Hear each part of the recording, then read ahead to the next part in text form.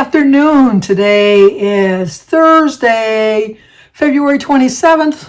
Got one more day left of this month. It's gone by too fast, let me tell you, too fast. But today we have one birthday. It's Jill Yeager's, Y-A-G-E-R. So Jill, happy birthday to you. Happy birthday to you. Happy birthday, dear Jill. Happy birthday to you. Cha-cha-cha. Well, I hope you have a great birthday. We didn't have any birthdays yesterday, and you're the only one today. So have a great, great day. Not an exciting day for me today. I got up, and I worked on my puzzle. I'll show you a little clip. Well, here's a little clip of how far. Here's a little clip of how far I have gotten on my puzzle. All right, this is what it's supposed to look like when I'm done. I think I've got pretty much the border, except for I'm missing that piece right there, and I'm missing one piece right there. I got all of that going. I got all of this going, but I got extra piece there. So any way you look at it, I'm still missing one piece. And I've been through that tray twice, looking for so probably it'll be an odd looking piece. But I'm done for right now. Oh, that border's going to kill me. Let me tell you, I got almost all done, and then I thought, I'm missing pieces. So I had to go back through the whole, whatever. It's a 1,000-piece puzzle, so there probably was like 950 pieces left. I had to go through, and I found 3 that got by me. But even with that being said, I'm still missing 2 pieces.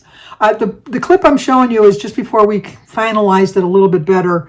The one side where I thought it was a little bit too much, it was like it worked. It fit into that piece perfectly, and it does go there. So it's probably like an odd shaped piece that's not like a flat piece. It's like an odd piece that'll probably go in those two, because it's not that big of a space for a really good sized piece of a puzzle. So it's kind of like a little arm or something. It'll probably go in there or something like that. So I worked on that. Jim's working on it now. And then I did some laundry, did 2 loads of laundry. You know, for just 2 people, I have a lot of laundry. It's just, I can't believe how much laundry we have for just 2 people. Although I take a shower every day, and I use a fresh towel and, all that every day. And so I guess that makes sense. I change my clothes every day. But, and then I figured out my bills for the month of March. And so I figured all that in, and try not to spend a lot of money, because the way, I'm not getting political here, I'm just stating a fact. The way the prices of everything are going up, I can't, I'm on a fixed income, so I can't be exorbitant and spend like a lot of extra money on anything. So I'm really kind of liking that I did the pantry challenge in January. It followed it somewhat in February, not 100%, but pretty close. And I'm starting again today because we're going to I watched Joan over at Rise and Shine Suburban Homesteading. She made some chicken parmesan, one of her 5 meals was it last week? I think it was last week, yeah. And it looks so good. So I took some chicken out of the freezer. I had some mozzarella cheese in the freezer, so I took that out. I looked in the pantry. I have a jar of ragu sauce. I don't make my own sauce. And I have some tomato sauce to add to it, and I have spaghetti noodles. So we're going to have some chicken parmesan with a side of spaghetti on this for dinner. And then for breakfast, I really haven't been hungry today, but I got up for breakfast. I had a banana and a cup of tea. And then I started doing my bills. And if you know me, you know me. You know that for my whole life, I robbed Peter to pay Paul. I don't have to do that anymore. But when I was younger, trying to balance a budget and feed a family and, buy clothes and shoes and pay for sporting events and, like their fundraisers and, all that stuff, I really had to do a balancing act. Thankfully, I don't have to do that now. It's just a matter of knowing what week's money's coming in and what bills are due on that week. And just so I have written down on a paper. I have like a little budget book that I keep. I pay most of my bills online. I don't do the automatic payments because I don't know. I'm probably a habit of growing up, or not growing up. Well, I think I've grown up now that I know how to manage money a little bit better. But I just like to know when it's going to come out that I have the money in there at the time. So I just always pay them myself. The only 2 that I mail is my water bill and my gas bill. Only because if I want to pay them online, they charge $2.75. I can slap on, like, what was it, 60 cents now? 65 cents stamp? Yeah, or I can even just, the water company where I paid the water bill is not that far away. I could just drive over there and just pay it in person if I want. It's only once every 3 months we get our water bill. But now that I'm thinking about it, I didn't get my trash pickup. We have to pay for our trash pickup. I should have got that this month. I don't remember seeing that. I'll have to look and see. But anyway, I just, I have like a little notebook and I keep track of how much I have to spend and all that. And my usual grocery budget doesn't extend that far anymore. I'm still not considering getting fresh chickens or fresh eggs. I still like my factory eggs. I know they cost more than like somebody's chicken. But you know what? I wonder in the long run. Let me know if you got chickens. I know Joan has chickens. But I wonder when you take into the cost of feed. I mean, Joan loves her chickens. I know she just loves them. They're like her. I couldn't say that they're a pet, but you know what I mean. When she just loves her chickens. So I think that any expense she doesn't have a problem with it. But I'm kind of wondering if it balances out with everything going on nowadays. Because the cost of feed and all that's got to go up too. Does it balance out that your eggs are still the same price or pretty close to the same price? Are they rising when you figure it out that way? She's not, manufacturing eggs and selling them all around. I'm not saying that. I'm just kind of curious for like homesteaders if it balances out or if they're still paying just as much as us suckers that go and buy the factory eggs. But anyway, getting back, I didn't forget. I'm doing so much better. I didn't forget. I always eat something when I'm done doing my bills because I'm so depressed. Back in the day when I had to rob Peter to pay Paul, that I always ate something fattening afterwards. I always had some cupcakes or some brownies or pop or something like that. I always did. But now when I'm done, I get something healthy.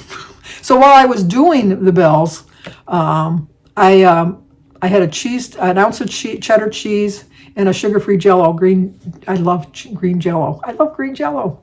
Red Jell-O, strawberry Jell-O. I love strawberries, but I could take or leave strawberry Jell-O. I'll eat it. Don't get me wrong. I'll eat it. But lime Jell-O is my go-to. I love lime Jell-O. So I had Jell-O and an ounce of cheese, and I had my water. And then when I got all done with my bills, I had a green apple, Granny Smith apple. And I'm pretty full. And it's 4:30. I'm going to start making dinner in about an hour, so I can hold off till then. But, so I did that. I did watch a couple videos before I started all the drudgery of preparing bills. I watched Terry Weeks and Mary Fran. I do plan when I get done blabbering with you guys to watch Edie. And trying to think if there's somebody else. Edie was just saying the other day about how, like, fast Romans growing up.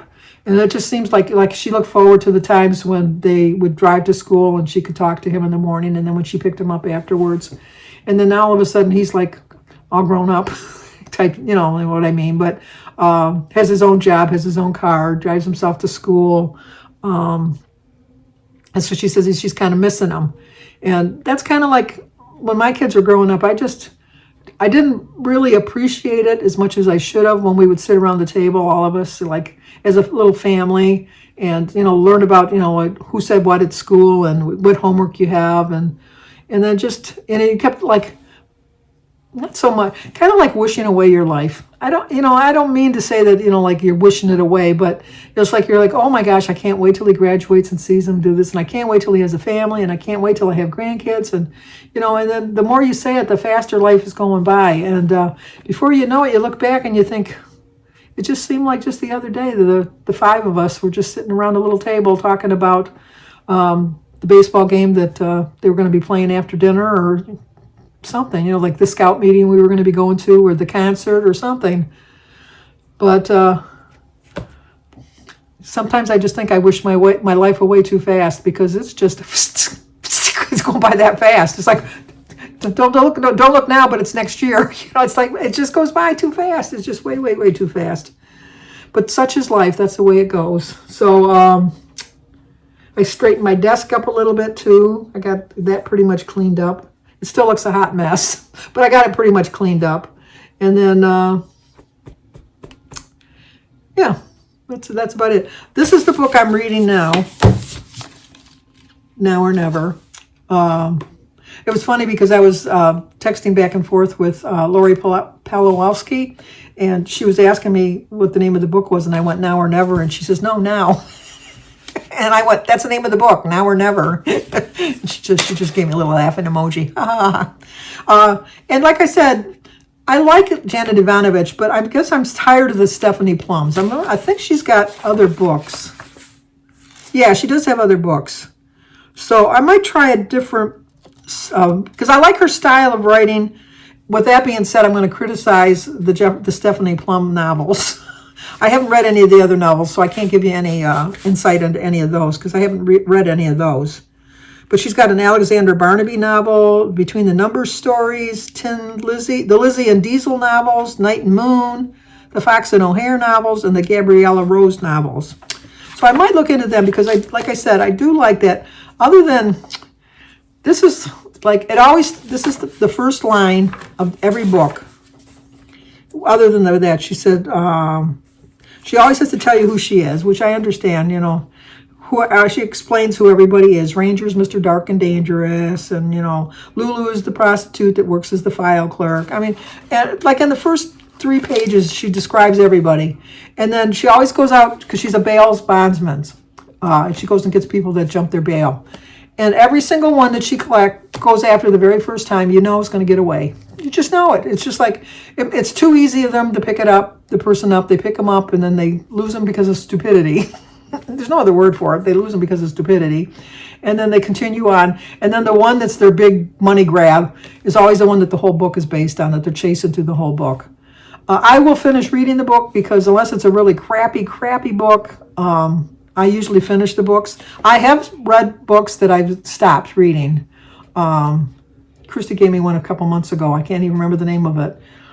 But I couldn't even finish it. I kept thinking it'll get better. No, it never got better. It never got better. So I did stop reading that. That's kind of like I used to watch movies and just watch them to the end no matter what. And I'm thinking, no, my time is precious.